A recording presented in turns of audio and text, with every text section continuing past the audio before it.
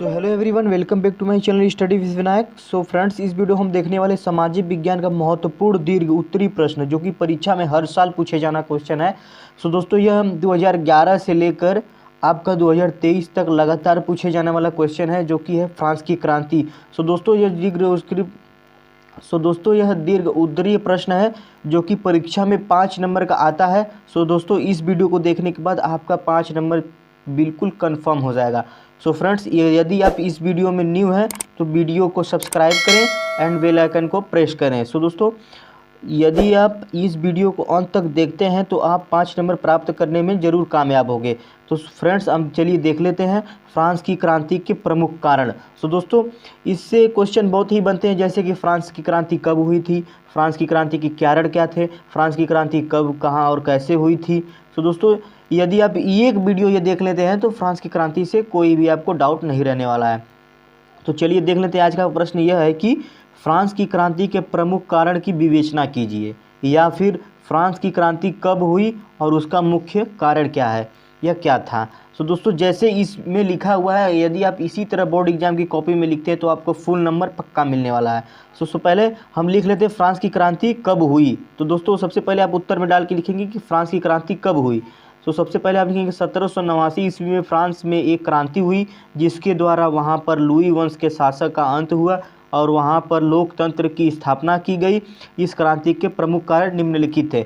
दोस्तों, यहाँ पे जो कारण है निम्नलिखित है। कहीं कहीं लोग बच्चे लिख देते हैं कि इनके 3 कारण थे, 4 कारण थे। दोस्तों, आपको ऐसा नहीं लिखना है। यदि आपको 3 कारण लिख दिए, आपको 2 ही कारण लिखते हैं तो आपका नंबर कट सकता है। इसलिए यहाँ पे आप निम्नलिखित कारण जरूर लिखें, यहाँ पे ध्यान देने वाली बात है।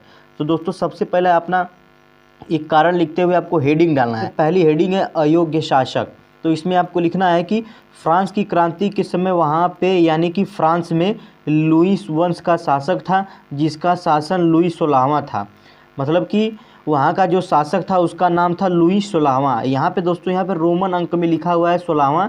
सो दोस्तों, यहाँ पे हिंदी में भी कहीं कहीं देखने को मिलता है, लेकिन ज़्यादातर यहाँ पे लुई 16वां ही लिखा जाता है। तो यहाँ पे लिखा है कि फ्रांस की क्रांति के समय वहाँ पे लुई वंश का शासक था, जिसका शासक लुई 16वां था।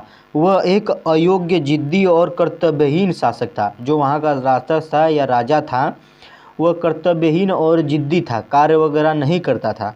वह सुधारों का पक्षधर नहीं था, बल्कि अपनी निरंकुशता। दोस्तों, यहाँ पे एक शब्द है कि निरंकुशता, यानी कि वह अपना डर, भय को कायम रखना चाहता था। इस कारण फ्रांस की जनता उसके विरुद्ध हो गई।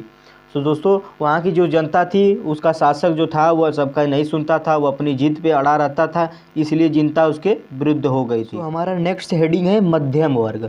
जो मध्यम वर्ग के लोग थे, अब उनका भी कारण इसी में आपको लिखना पड़ेगा। तो मध्यम वर्ग, यहाँ पर औद्योगिकी, मतलब यहाँ पर मतलब हो गया कि फ्रांस में औद्योगिकी क्रांति होने के कारण मध्यम वर्ग के उदय हो गया।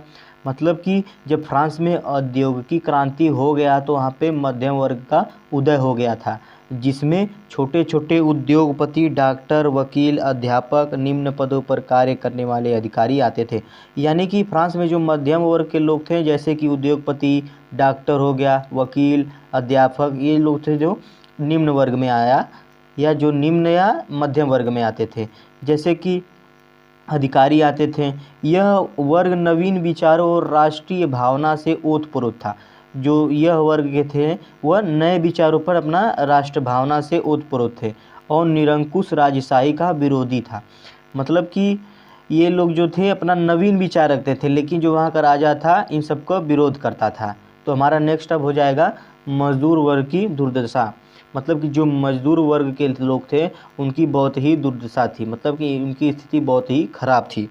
इस समय, इसमें आप लिखेंगे, इस समय फ्रांस में जो उद्योग स्थापित हुए थे उनमें मजदूरों के कार्य करने के लिए स्वास्थ्यवर्धक परिस्थितियां नहीं थीं। इनमें काम के घंटे निश्चित नहीं थे।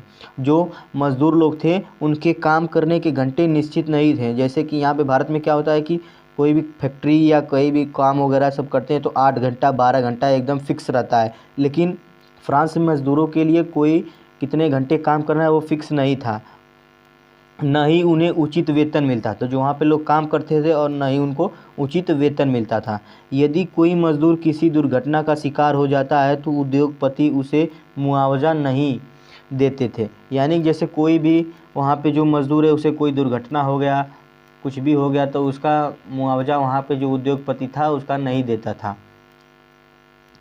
उद्योगपति मुआवजा नहीं आते थे। इस कारण इस वर्ग में असंतोष था।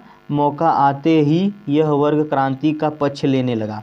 मतलब कि जो मजदूर वर्ग थे उस राजा के खिलाफ हो गए और मौका मिलते ही अब उनके विरुद्ध हो गए थे। अब मौका मिलेगा तो वो क्रांति के लिए मतलब कि क्रांति के लिए उनके अंदर भावना जागृत हो गई थी और क्रांति के मार्ग पर आगे बढ़ गए।